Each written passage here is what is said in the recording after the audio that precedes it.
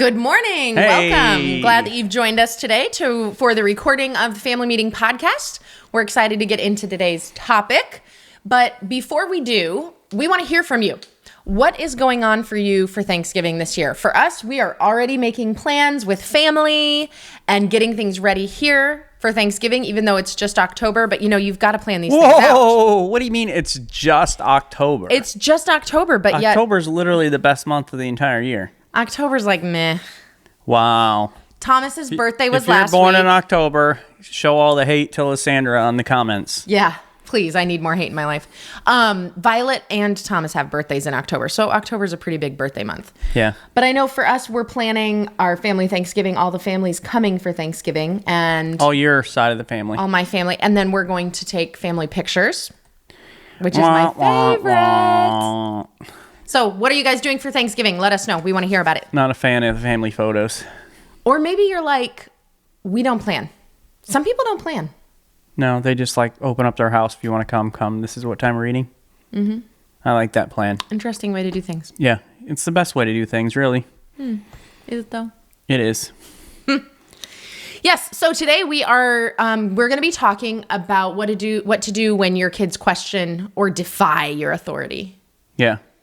Has that ever happened to you? My authority. Yeah, a few times. Yeah, definitely. Yeah. So we're going to talk about that today. And you smash them down with an iron fist. Yeah, that works. Not to my knowledge. It hasn't yet anyway. No. So we're going to talk about it though today. You ready? Full-blown resistance going on. You resist their resistance. Yep. That's what I'm going to do. Good plan. Gather round, everybody. It's time for a family meeting. The Family Meeting is a show that's all about family relationships. We're the Osterkamps. I'm Thomas, and this is my wife, Lysandra. Just kidding. It's not Lysandra. No. Lysandra. Oh my goodness. You are so annoying. Just spit all over. All right. Hello and welcome to our family. Welcome to episode 159 of the Family Meeting podcast. What is your deal? Is this episode 159? I don't know. I can't read anything. Oh. Do I need to start over? No, why? All right. So I'm trying to read what I'm supposed to say for the intro of today's episode, and Thomas is taking the words on the computer and scrolling them up and down and up and down and all over, and I feel like I'm having a seizure. What I think is funny is this is episode 159, and you don't know what you're supposed to say yet. I'm very dependent on this script. Okay, so what episode are we? All right, wait a minute. Everybody, we're going to stop right now.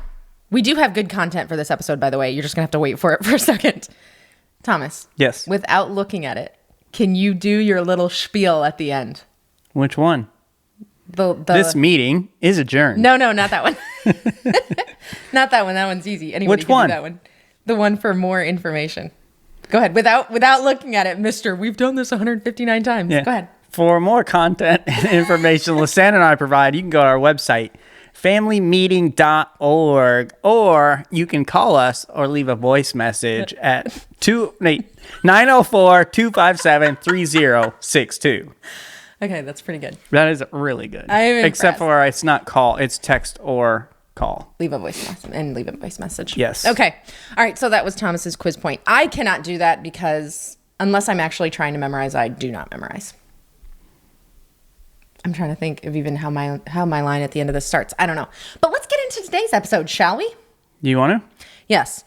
Welcome to episode 159 of the Family Meeting podcast. On today's episode, we're going to discuss how to respond when your child rejects your authority. Ooh. This can happen as soon as they're old enough to walk, and it'll pop up at different times in life all the way through to their senior year in high school. So what do? We're going to discuss it today. And I'll say this. there are few things in life that get me more heated more quickly than what we're going to talk about today. Yeah. And I feel the exact same way. We have different personalities. We have different things that are important to us. Thomas and I are opposite extremes on like introvert, extrovert, personality type, all that. But this will annoy every person. This will get whoever it is heated. Right? Yeah. And so this is where I have to like really control my response as a parent. Mm-hmm. So you think back, and it's funny how early it starts after you have kids. Yes. Where they test those boundaries, they're going to test your authority, and we have to remember this is all a natural part of a child growing and learning, and part of that is pushing boundaries. So whether they're toddlers and they're first learning to crawl, or whether they're teenagers and they're getting close to leaving the house, like testing those boundaries is natural. Yeah, and I think that's good to remember that it is natural, but when you're in the moment, it does not feel natural. It feels like my child is out of control. My child is like the bad one. It doesn't feel so natural. It feels really, really bad in the moment. And they may literally be out of control or all of that. But thinking back to our first daughter, Catherine, who I often call firstborn, it's been fun having her on the volleyball team, and every time she goes to serve, shouting out firstborn, or, hey, she was born first.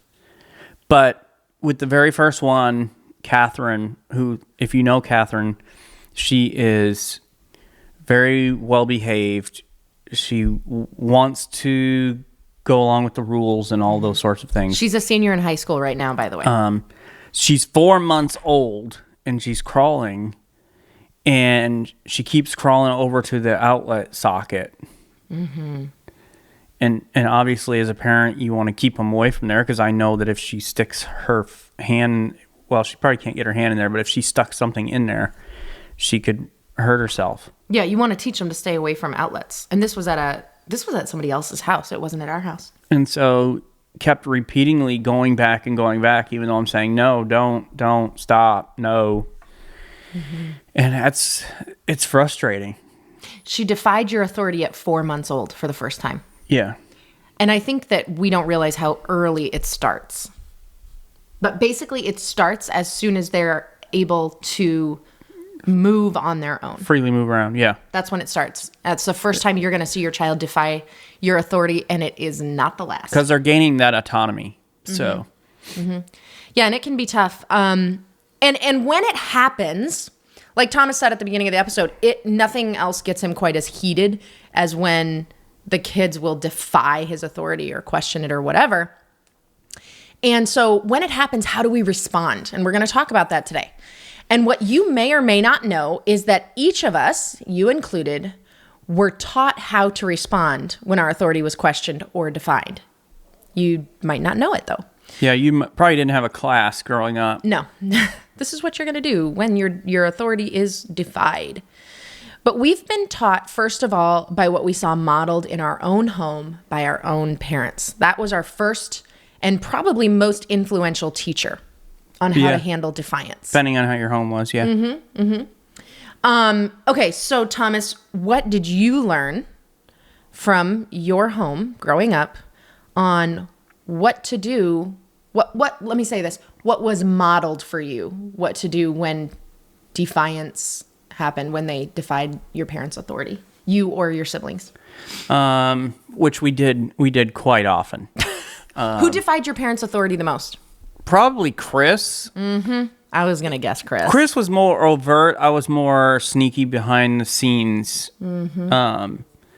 So it was, my parents were pretty strict on authority. And so whether it was mom or dad, it wasn't like one of them you were like, didn't matter if you defied their authority. Because both of them, in their own ways, would try to squash that pretty quickly.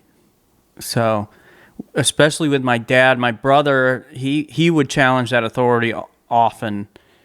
And so my dad would get pretty physical. So I would just watch that happen, and I would try not to do that. Even though overtly. Even though he is your younger brother. Yeah. Usually it's opposite, where you're watching your older sibling and you learning from that, but for you it was opposite. Yeah. And mom would not tolerate that. And even though she is a very like small woman, and you learn to be afraid of mom. Mm-hmm. She is 4'11". 4'10" now. She shrunk, she told me. Aw. Yeah. 4'10". So she's teeny tiny. Yeah, but she could bring the pain, huh? yeah, you didn't cross her. Mm-mm. So she was my Sunday school teacher in 2nd grade, and I was kind of terrified of her too. I loved her, and I loved her teaching, and I loved being in her class. But I saw kids who were naughty get in trouble, and I was afraid of your mom. Yeah. Mm-hmm. And now she is this friendly little. She's the sweetest, softest, precious thing. Yeah. Smiling most of the time, happy, just easygoing, loving life. Yeah. So. She's fantastic. Okay, so in my home, if we defied or questioned authority, it was handled differently between mom and dad. Mom was much more easygoing. We respected her, but it was usually because we were afraid of our dad. So she would her big thing was, I'm going to tell dad. Was that it? Dad. Yeah, I'm going to tell dad. My mom would do that too for certain things, but most things she would just handle herself. Yeah. But the truth is, my mom, I don't think she was that worried about whether or not we questioned her authority. I don't think it mattered to her that much. She wanted us to be good, but it really mattered to my dad. Yeah. It was very important that we not huff and puff at him or defy him in any way. And if we did, it was definitely dealt with in a harsh way, quickly, tried to squelch. And you just kind of knew, like, don't mess with my dad. And in my case, I was pretty compliant. And in my brother's case, and my sister, actually, neither of them, like, they both definitely, like... really tested the boundaries. Yeah, they tested the limits for sure. So that's kind of what we saw in our home. So take a moment. Think about your home. What happened in your home growing up when you or a sibling defied authority? Broke the rules or went out when you weren't supposed to or whatever. Yeah, or questioned it even. Sometimes it's not just, like, breaking the rules, but it's questioning and saying, like, why can't I stay out late? Sometimes in some homes, even that question is not allowed. Yeah, and this reminds me, because it's not just about your own upbringing, your own home. For those of us that grew up in some sort of religious setting, that can also play a part in it. And so we've been taught, when you think about that authority questioned or defied, in that setting, even okay, yeah, like in a church setting, we were taught you don't question the man of God. Is that what you're saying? Yeah. So you couldn't even ask, like, it was not safe to even ask questions. You learned not to ask any questions at all. And that is unhealthy. About why do we do this? Why don't we do this? Why is this rule here? Like, and there are some parents like that as well. Yeah, because you learn from that, whether you realize it or not. You're learning, and you're taking that model home into your own house. So, okay, we don't question the man of God in church. In my home, you don't question the father. Yeah. Or whatever. So you're taking that pattern and you're implementing it in your own home. So we'll talk more about religion and faith and church and all that kind of stuff. But we've also learned some things just by our society, social media, and all those sorts of things. Mm-hmm. Think about what you watched on TV growing up, the different sitcoms and television shows and whatever else. When we see how parents on the 80s or 90s sitcoms dealt with authority, we unintentionally learned, okay, this is how you deal with authority. Right. All right. Pause. Yeah. 80s and 90s sitcoms. What did you watch growing up? A lot of different stuff. We watched Saved by the Bell, Family Matters, Home Improvement. Step by Step. Step by Step, yes. Tia and Tamara. I didn't watch that. No. Sister. Nope, I didn't watch that. Okay. Trying to think of some of the other ones from the 80s and 90s. Fresh Prince. Full House. Yeah, Full House. Yeah, Fresh some of those things. So Okay, so you think about on those sitcoms, the Cosby Show, are we even allowed to say that anymore? What happened when the kids disobeyed, or when the kids questioned or defied the authority? How did the parents deal with it? And it was different in each of the shows.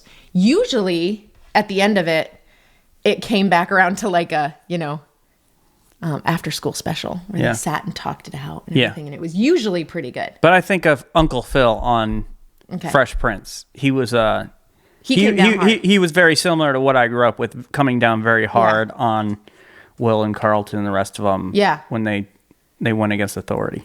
Typically on those sitcoms, it was like dad was super mad and the mom was like, honey, it's okay. We're going to talk, like chill out kind of, right?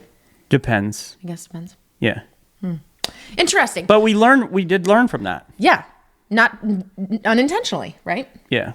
So it's something to think about, like what has influenced your parenting style when it comes to your authority. We may have some things to unlearn. Oh, definitely. Yeah. I think that we have kind of found that out in our own parenting. But we were basically taught also from church leadership. And I know for us, a lot of what I remember growing up and then our early 20s, a lot of things that we heard from the pulpit were things like, spank the devil out of them. Yeah. Stuff like that. It just was real harsh. And so that's probably has some influence in whatever parenting style you have with this kind of stuff too. We definitely have a different view now than we did even when our kids were little. Now, we still believe in disciplining children, especially when they're young. That's really important to start that pattern of character training, right? But we have a different approach to it now than we did when the kids were really, really young. Yeah. You know how it is with your firstborn? They're like your guinea pig, your practice child. We talk about this with Catherine all the time. We tried everything on her and messed it all up, and then we did better with each child, and we encourage her sisters to thank her for being the test. Yeah, exactly. Because now we perfected it. I feel sorry we are perfect parents. Oh, gosh. No, we are not. I feel sorry for people, though, who only have one child. Yeah. That's tough. Like, you just get it wrong to start with, and you don't have anyone to, like... Get it right with? To get it right with, yeah. No, we still don't have it right. But you do learn with each child. And one thing that we want to encourage you to consider when dealing with your children in authority, when your child doesn't respond favorably to your authority, respond with curiosity before correction. This is not easy to do. We want to immediately correct behavior and immediately go into like, because you did that, this is going to happen. Consequence. Grab them and take them away. Whatever it is. So we're going to encourage you to first respond with curiosity before correction. And I love that because the whole point is to teach and to train our kids, right? Mm-hmm. And so in order for me to teach them best, I need to understand, why did you do what you did? Why did you say what you said? Why did you choose to go against what the rules are, or what the expectations are? And I don't think it makes you a wishy-washy, soft, parent to talk to your kids before bringing down the hammer. Mm-hmm, right. And the first thing we believe you should do is ask them about their feelings. Hear their side of the matter. Yeah. Which that does, I think I remember hearing in church settings, like that makes you a softie, that makes you like a new age parent. Like it's ridiculous to talk to your kids about their feelings rather than just go ahead and discipline. Well, and the thing is, we have to remember about kids. Some adults still don't know how to handle and express their emotions. And so for kids, a lot of times, they don't know how to verbalize some of this stuff. At least they haven't learned how to, in a healthy way, express that. And so a lot of what they do and say is a reaction of things that have happened to them, what's going on in their emotions and in their heart. Mm-hmm. But remember James 1:19. It says this: "Know this, my beloved brothers, let every person be quick to hear, slow to speak, slow to anger." And we usually think we know why people do what they do right away. Yeah. But really, we're usually wrong. We assume so much. Mm-hmm. This is one of Lysandra's favorite sayings, I assumed. Yeah. I say that a lot. And I've got a favorite saying that goes along with it. Yeah. He says, you know what assuming makes you or something. I can't remember. What do you say? I wasn't going to bring that up on the podcast, but... Well, you just did bring it up. I know, but I wasn't going to bring up that part of it. Oh, okay. But everybody knows. My dad said that to me when I was a kid. Yeah. So... Yeah. But we're usually wrong in those assumptions. Right. So ask your child if everything is okay. Different ages can handle a different level of communication, but if your child is talking even a little, they can begin to express why they are upset, angry, or in opposition to what you have said. And the older they get, the more they can express. So dig into that why, because that opposition to your authority isn't always blatantly on purpose. Yeah. Sometimes it's a literal, I didn't understand fully the rules and what your expectations were or this or that. So don't just jump into the fact like you talked about with automatically assuming your child's the worst and they're out to get you and all this kind of stuff. Mm-hmm. Well, I think that a lot of times in our circles, the word rebellion is thrown around so much. Like they're doing it just because they're rebellious, which basically means they're doing this thing just because they want to do what is wrong. They just want to defy my authority. And I think that's very rarely the reason that kids do wrong. Yeah. It's very rare that a child is like, Mom wants me to do that? Ha! I'm going to do the opposite because I don't want to do what she says. Usually there's a reason, even as simple as eating candy before dinner. It's not because they just want to defy your authority. It's because they really like candy. They're kids and they like candy. They like candy. So, I mean, and you can take that and translate that into whatever the situation. But, when we think about scripture and you think about not just James 1:19, I think it was, but so many scriptures, there is communication happening. Yeah. Even in Matthew 18:15, where we see about like how to deal with someone who's offended you, it's communicating. Like, don't just assume, talk to the person about it. So a lot of times when we were hearing in our growing up, discipline, be really hard on that. I'm not sure that is a good example of what we see in scripture as a whole. Obviously, there are times when we need to discipline, and we're going to talk about that. We're going to look at those scriptures today too. But we have to combine them with other things we see in scripture, like be slow to speak, quick to listen, slow to wrath, right? And along with understanding what they're feeling, another question I like to ask them is, tell me what you were thinking about at that time. Right. That's a great question. What led to the decision of you to do this or not do this or go against what was said? I want to try to understand the thought process behind it. And sometimes they'll say, I don't know, or I wasn't thinking. Which it doesn't mean they're lying. They probably were really not thinking. Yeah, but I want to try to get at what's behind the action itself, mm-hmm. whether it's a feeling they have, a thought they have, thought process, whatever it is. Mm-hmm. I really like, there's so many good verses in Proverbs, but I really like this verse in Proverbs, and I want to share it with everyone. Proverbs 18:13. If one gives an answer before he hears, it is his folly and shame. Yeah, that's good. Listen to your kid. It's okay to listen to them. It doesn't make you a wishy-washy parent. It doesn't make you a softie. Like, hear them out. Listen to what they have to say, even if they're teeny tiny. And I think about Abigail with this one. It makes you loving and understanding. It doesn't make you a softie.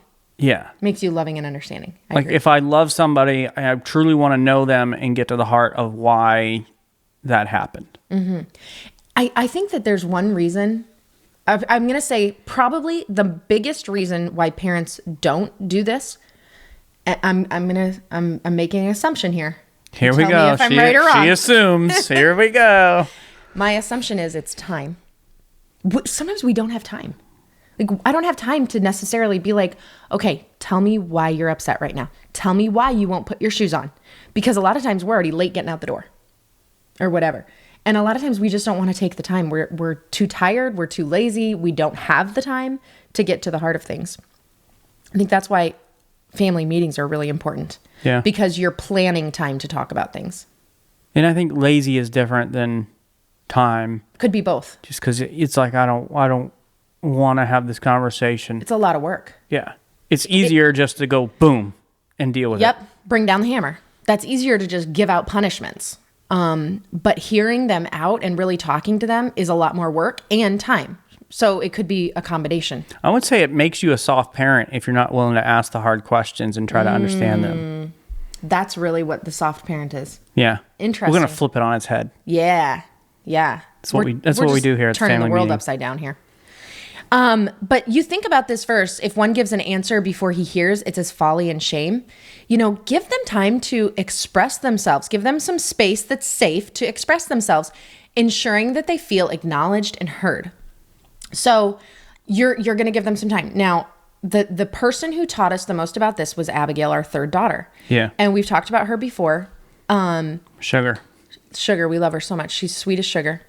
But our first two, they were very compliant and very easy. They very, very rarely questioned our authority on anything. Yeah. And that had us thinking we were good parents. What fools we were. Yeah, we were foolish. And then Abigail came along, and her spirit was to defy and question everything. And we did what we thought we were supposed to do and just responded with discipline. Make it be harder, be tougher, be more severe, whatever. And it didn't work well with her. We needed to give her space to talk and to express why she was so upset. To this day, Abigail still needs that. We still have to say, like, okay, tell me what's going on. Why are you upset right now? And I think about when I would get her ready to leave, when we'd be getting ready to go to church or to go to the grocery store or whatever, and she would have a meltdown, and I'd be like, just obey. Just obey. I said to put your shoes on, put your shoes on, put your coat on. I said to obey, put your coat on. She would take her coat off and throw it on the floor. And you moms with toddlers, you know what this is like. It's awful. Yeah. You're just like, why can't we just put the coat on and get in the car? Some of your teenagers are like that. Yeah. Put your coat on. It's cold outside. Or take your sweatshirt off. It's 98 degrees outside. I know, right? Like, this should be simple. And you just want to, like, shout the same thing. You just want to shout the command over and over, thinking this is going to work. But the truth is, we've got to give some time to talk about it. So I learned way too late. If I would have just said to Abigail, why don't you want to put your coat on? But I didn't have the education to do that. Like, I didn't have the right training to do that. I failed. And so if I would have just said, why don't you want to put your coat on? Abigail would have been able to say, my sleeve is pushed up on one side. Yeah. Because if Abigail's sleeve was pushed up on one side when she put her coat on, she could not stand it. Or if her sock wasn't lined up just right on her foot. Yeah. And so what she would do is she would kick her shoes off, or she would throw her coat. And it looks like defiance. It looks like mom said, put your coat on, we're going to leave. And she got mad and threw her coat on the floor just because she wanted to be rebellious. That's how I took it, but it wasn't the truth. That wasn't the truth. I wasn't wise enough to say what is wrong. It took us a lot of years to figure that out. The problem was actually her OCD that her mom handed down to her. Wow. All I'm hearing in that sentence is mom is the problem. You heard it here first, folks. And it's true. I was the problem for sure. But you hate, nothing will get Thomas as heated as defying his authority, as he said at the beginning. Yeah. And Abigail would get did that angry. all the time, yeah. He would get so angry. But if we would have just given some time to listen, we would have had things go a lot better when she was little. We did figure it out about what, she was age 4 maybe? Yeah, 4 or 5. And that's when things really turned around. Well, and what I love is Abigail is still a very strong young lady, which serves her well. She is not afraid to speak up when no one else will speak up about injustice or perceived injustice or whatever else. So we've seen her do that on a few occasions, and it makes me very thankful that she does have that very strong spirit inside of her, and that we didn't take that away from her, right? Because that will serve her very well for the rest of her life. So, but by consistently following this approach of getting to the bottom of it, their thoughts, their feelings behind their actions, you show that you care for them beyond mere compliance. Yeah. Because when it's about compliance, that shows I care about myself. I want Wow. you to comply with me and what I want. Almost like you want to be the winner. And, Like we're fighting and one person is going to win and one is going to lose. and it shows that I don't care about you. What you are less valuable, you're less important than me and what I think and what I expect. So that ultimately you continue on with this process of showing you care about them, that strengthens the parent-child relationship. And it does exactly what we want to do. Because we don't just set up rules for no reason. Right? You have rules in your home and standards and expectations in your home. Hopefully you've got some thought out reasons behind it.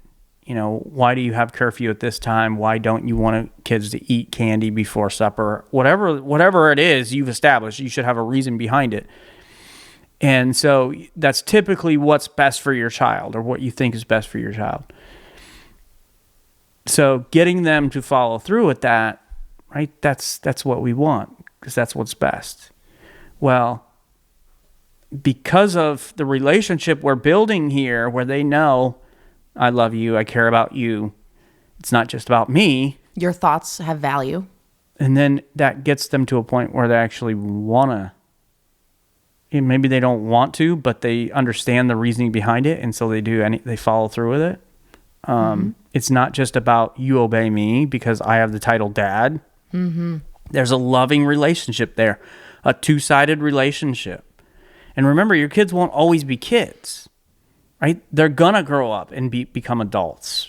And we literally just celebrated senior night with Catherine, our oldest. And it's like, how in the world do I have a daughter that's going to be 18 in a month? Will there be a relationship left to enjoy there? No, if it's all about just having them comply, that's not much of a relationship. You know, will that relationship be there, or will you have chased them away by your constant need for blind compliance? We don't want blind compliance anywhere else in life. Right. That's true. Right? And I don't want to teach my children to just blindly comply. Yeah, with anyone and everyone. I want them to logically think through things. And that training should start in my own house. So that when you pick whatever it is, whether it's a church, whether it's the government, whether it's their boss, whatever it is, when they're saying, hey, do this, I don't want them just to blindly comply. I want them to logically think through, okay, why? What's the reason and purpose behind all of this? You look around history and you see what blind compliance has led to, some of the worst atrocities in history. And we don't want our children to just blindly comply. We want them to understand why they're doing what they're doing. And so that means there's still time for discipline. Yeah. It is interesting though, because don't you think that both of us were kind of raised, maybe not necessarily by our parents, but by our culture, like our church culture, you blindly follow. Like, yeah, don't ask questions, do what you're told because I'm an authority over you, whoever that authority may have been. Yes. That was very big in our circles, in our time frame of growing up. Yeah. I think a lot of our listeners can relate to that. And I think there was a big reason behind it, because there was a lot of horrible things happening. Yeah. And they didn't want anybody to be able to question them. Or there was a lot of, I don't really know the Bible. I don't really know what it says. So if you start coming and asking questions, and then people will know that I don't know, and it's just, well, I said so, or that's just what the Bible says. And it's such a shallow form of parenting. It's such a shallow form of authority and leadership. Leadership, which is what parenting is. Leadership is all about equipping those who are underneath your authority. So as a parent, my job is to equip them. So they're going to have rules, and they're going to have people their whole lives, no matter what they do. They can own their own business and build it up to multi-millionaire status, there's still going to be people in their lives who are telling them what to do. Mm-hmm. We all have telling authority. them what the rules are. So how do we deal with that? Mm-hmm. So are we saying, okay, you're just going to talk to your kids and there's no time for discipline? Absolutely not. Absolutely not. There's still time for discipline, but it comes after the communication. That's good. Comes afterward. Right. Now, for certain things, you've got to act right away, right? So if you see your child in danger, their life is in danger or something else, you may act very quickly to get them to safety. But that's rare. Mm-hmm. That happens. You got to act first and then communicate later. For the most part, we can communicate first. Now, this takes you being able to just chill. I gotta learn how to chill and get my wits about me. And there have been times, and there's still times where we as parents, man, I'm not gonna say anything. This happened to me not long ago when I was very frustrated with our girls. I think it was last week or the week before. Yeah, like very recently. And on our way home from an event, I said nothing. Which is if Lysandra's not talking, somebody's in trouble. I said not one word. I was not at this event, and so I'm just at home, the usual happiness that's happening, and all of a sudden everybody comes in the house and I'm like, what happened? I had to go into my bathroom. I went into my bathroom and I shut the door, and I cried, actually. I got so angry I cried. And then I called a family meeting in 20 minutes. And I said 20 minutes because I knew I had to get myself under control before I could talk. Yeah. So hopefully. There's still times we got to chill. Yeah, you got to chill a little before you can bring down the hammer, even if the hammer has to be brought down. Take some time beforehand. But you got to chill just to communicate clearly. Yes. So, but after you communicate, then there's the time, okay, now I understand, okay, I see why you did what you did, but that doesn't change the fact that this is the rule and you decided to go against it. And so this is the punishment that's going to happen because of that. So not only do I communicate with them to help them to understand, to help me understand what's going through their mind and their heart and everything else, I communicate with them about what's going to happen next with the punishment. Mm-hmm. And I think about what Proverbs says, because Proverbs, you just read that verse in Proverbs 18:13, about answering before you hear, right? It's folly to shame to you. Mm-hmm. Well, in Proverbs, it also says this: whoever spares the rod hates his son, but he who loves him is diligent to discipline him. Yeah. And I'm very quick to point out, Proverbs and Solomon here is not talking about abusing your kids. This verse has been used to do all kinds of horrible things to children. That's not what we're talking about. Talking about thought out discipline that's for the well-being of your child.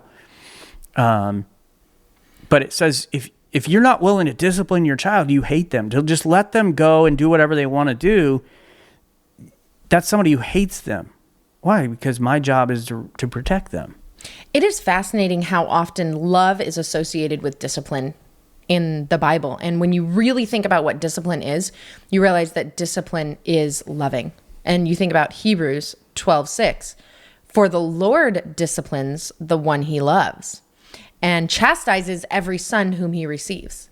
And you see exactly the comparison. Yeah. If you don't discipline, you hate them. If you love them, you do discipline, just like God, he does for us. Right. But he does it in the right way. He does it in a loving way. Yeah. And that's how we should be disciplining our children too. So we're not just going to let our kids run amok. Yeah. We're going to discipline, but we're not going to do it before we have communication and talk things out. And I think all the way back to episode 3. So we're on 159. Go all the way back to lesson 3, and it talks about our discipline. How we do it. Yeah. Was it 5 C's? That's a long time ago. I think it's like 5 C's to discipline C's. Or something. We should really listen to our podcast. We need to go back to the beginning. That was like 3 years ago. So yeah, but it's there. And if you want to understand a little bit more about discipline and the right way to do it, go back, listen to episode 3. And ultimately, when you are asking questions and you're listening to what your kids have to say, you're being curious, okay? You're not just going straight into correction, but you're allowing yourself to be curious about what's going on behind it all. What's going on in their heart, in their mind. Why did you do this? Why can you not follow this rule? Why do you refuse to obey? Okay, this curiosity shows care. It shows that you care about them. And like Thomas said, it shows that you value their thoughts and opinions. But it also opens the door to receive correction. So their heart is ready to receive that correction. We're going to quote another verse from Proverbs 19:20. Listen to advice and accept instruction that you may gain wisdom in the future. Why do you correct your kids when they do something wrong? It's so that in the future, they have the wisdom to not make the same mistake again. Yeah. Right? Isn't that the reason we're doing it? We want them to accept our instruction. But if we're just screaming at them and lashing out at them, or just screaming punishments, you're grounded for 3 months, and you're not talking it out or helping them to understand why, you've created an atmosphere where they cannot receive and accept instruction. And then they don't gain the wisdom. Exactly. And that like, it undoes what you're trying to do. It's a disadvantage in the future for them as well. That's right. So if we want them to be able to hear and understand, we want them to accept the instruction, we have to give it in a way they can accept it. So how does your child receive instruction? Do they receive instruction well when you're screaming at them? I'm going to assume that they don't. I don't know many people that receive instruction well at that point. I completely shut down when there's yelling. Yes, you do. So this was so funny. I hate conflict, like hate it. And we were at a sports venue, and I was stuck in a hallway in a ticketing area. So my job was to take tickets. So I'm a volunteer. I've said I'm going to stay here and take tickets. When you told me what happened, I was cracking up, because literally you're the worst person that could be in that position at that moment. Yeah. So just down the hallway, like I'm in this hallway. I'm kind of like the gatekeeper to the door. In the hallway is where a couple of grown men decided to have it out. They are yelling at each other. They're going back and forth. And I'm trying so hard not to listen, because like, I just don't want to know. Like, but the tension in there was so thick, and I just was starting to get a headache. I have like a physical response to conflict when people are yelling, and it makes me shut down. It makes me get a headache. I get physically ill. And so I'm texting Thomas, who's over there on the bleachers, and I'm like, help me. Help me. They're arguing in the hallway. I need to get out of here. It was just miserable. And so if you think about that, your child may be like that, where when you scream at them, they shut down. They're not going to hear you. They cannot receive your instruction. It's not going to help them in the future. It's not going to help them now. It's going to cause problems between you. So if you can stop yelling, get yourself calm, and talk to them, you're going to get a lot farther, no matter what age they are. Yeah. This could be teenagers. This can be elementary school. This can be toddlers. Because there are times when we act as bad as the toddler. Oh, yeah. Yeah. So we got to just stop and relax and listen, because the whole point is that they accept instruction so that in the future they gain wisdom. Right? So you want to think of yourself as like Sherlock Holmes, right? Ah. I want to get to the bottom of this. Okay, then I'm Watson. Yeah. You're Sherlock Holmes. I'm Watson. You could be Enola Holmes. Ah, yes. Those are good movies, by the way, if you want to watch those with your kids. Yeah, check them out. Enola Holmes. Netflix. Mysteries. Mm-hmm. So you want to get to the bottom of it. Like, that's the most important. Get to the bottom of it. Understand that's going to help you be able to equip them better for life. That's going to be able to help you share and impart that wisdom with them. And that's what we really want. Mm-hmm. As we talked about, most of the time that defiance is not really just about plain rebellion, like I am against you. Mm-hmm. If that's the case, and it does happen, right? I'm taking a long, hard look in the mirror at myself. Why does my child feel such animosity towards me that they're literally against me. Yeah. Because that's something totally different. And that's probably because a lot has happened in the past where you have a bad relationship. Yep. A lot has transpired, and so you're going to have to go back and rebuild some of that. And that's going to take a lot of time to do that. It's going to take you saying these words to your child. I'm sorry, I was wrong. Yeah. And that is not how we think. Like when you think my child is defiant and rebellious because they simply don't like me. They just want to defy me and who I am. In your mind, you think that's a kid problem. It's their problem. But the truth is it's your problem. You've messed up somewhere. You've done something to create this animosity in them. That really is not natural. No. Because I honestly, I think about, there's been very few times in my life, very few people where if they said something or they wanted me to do something, that because of them, I wanted to do the exact opposite. I can think of a couple. There's been a few people like that, but it had nothing with what they expected, the or rules, or what they. It was literally because they were the ones who said it. Because they had done things in the past that had already broken the relationship. Yeah. Mm-hmm. So that's where most of that comes from, and if that's the real heart of the issue, then you've got a relationship issue you've got to work out with. But for the most part, for most of us parents, and most of what we deal with our kids, with breaking the rules, with the defiance, going against our authority or whatever else, it's not outright open just rebellion against you. Sometimes it's kids being kids. Sometimes they're careless, thoughtless. Sometimes they just don't fully comprehend or understand what you wanted or expected. Sometimes their kid brain just took over, and I wanted to have fun. Yeah.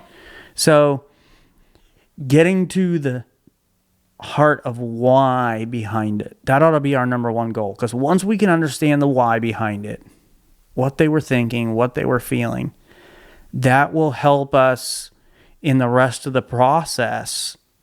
Mm-hmm. The discipline, the correction, the, hey, what can we do next time? It helps them, it equips them to be able to logically think through all the different things their authorities now and future authorities, all the interactions and things that they'll be dealing with. That is our goal. Now, there are times, as Thomas said briefly, that this approach won't work. Okay. Most of the time, you as a parent should be making the time to talk things out and to discuss before you discipline. But there will be times, like when they're 4 months old and they're about to stick their finger in an electrical socket or maybe scissors into it or whatever. Well, hopefully your 4-month-old isn't playing with scissors, but yeah. Things get crazy. We know. But when that happens, you are not going to sit there and have a discussion with your 4-month-old. You're going to say, no. Yeah. Right? So maybe they're about to run out into a busy road. Okay? You are not going to have a discussion about why you want to run into the street, right? You're going to scream at them. Stop, get out of the street, right? Or whenever they're about to do something else that may be unsafe. So I also understand that this approach may not work with really, really young children, like the 4-month-old. Your children has to be able to speak and communicate verbally before you can use this approach, really. But as soon as they can speak, even small amounts, you can begin to use this. Yeah. As soon as they can speak, yes and no. And of course, when your child starts to say no, they love that word. No. Yeah. No. But as soon as they can start speaking, even a few words, you can start asking them, why won't you listen? Why won't you obey? Why do you not want to do that? Whatever it may be.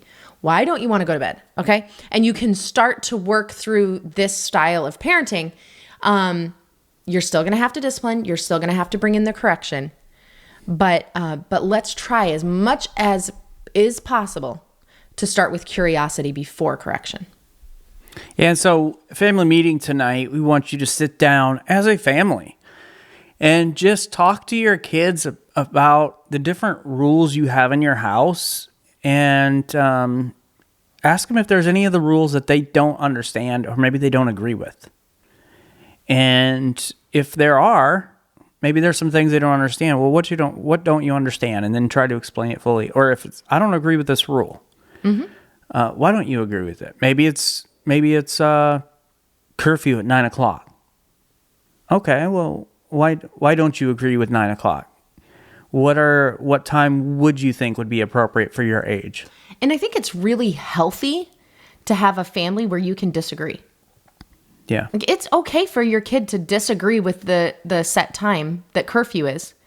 Now, in the end, they need to obey, but you can say like, okay, it's fair that you think that your curfew should be 10. I'm going to say it's going to stay 9, and here's why. But let's revisit it in a year, in 6 months. Yeah. So having those conversations and making sure that they really understand all the rules, that in and of itself can go a long way to keep them from going against your authority. Like it helps to curb some of those things before they even happen, because they understand, okay, this is the rule, this is exactly why. And if there's any questions or if there's things I don't understand, I know I can ask questions, I can get clarity, I can ask for exceptions. Like sometimes Catherine will be over at her boyfriend's house with their family, and I'll get a text that'll say, hey, can I stay out till 10:30 tonight? And depending on this happened just Saturday night, and we have church early the next day, and so I said, how about 10? You know, we've got to get up early for church. How's 10? How about 10? And she's like, great, thank you. But she knows, like, okay, there's times I can ask for exceptions. I understand what the curfew is and what the rule is and why. And so having those, you want to open up those doors of communication. But even in your example there, you said, because we have to get up early for church tomorrow. You gave her the why. It's not just because I said so. You know, right. You're talking about the reason behind the curfew. And so they know, like, our faith is the most important thing to us, and we put a high priority on serving and loving the people that God has placed in our lives. And so that's why Saturday night is we're not going to be out late doing a bunch of stuff, and we're not going to stay up real late like we might on a Friday night. So having those conversations can go a long way. Listen, I know it's tough. I know it's tough when your kids go against your rules, they go against your authority.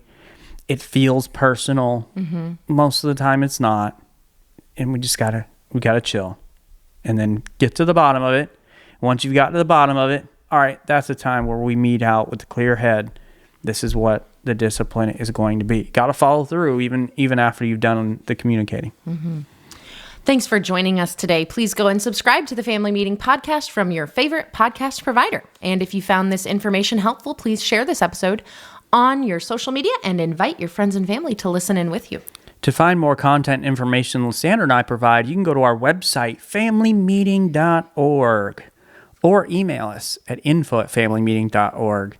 I forgot that earlier when you said. I knew you couldn't do it. Yeah. If let's see, you got me off track now. I didn't do anything. If you'd like to shoot us a text or call us, you can send a voice message at 904-257-3062.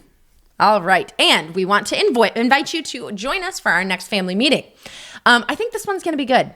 We are going to discuss how you and your spouse process emotions, the way you think, and how to deal with the inevitable differences between the two of you in this aspect. We don't have any differences on this at all. We are opposite extremes on this one. And we see these opposite extremes in our children too. So we're going to talk caused a tad bit of misunderstanding and conflict over the years. Oh my goodness. It's been a mess at some points. So we'll share that mess with you next time. Thanks for joining us today for this family meeting. Have a great week, everybody. This meeting is adjourned.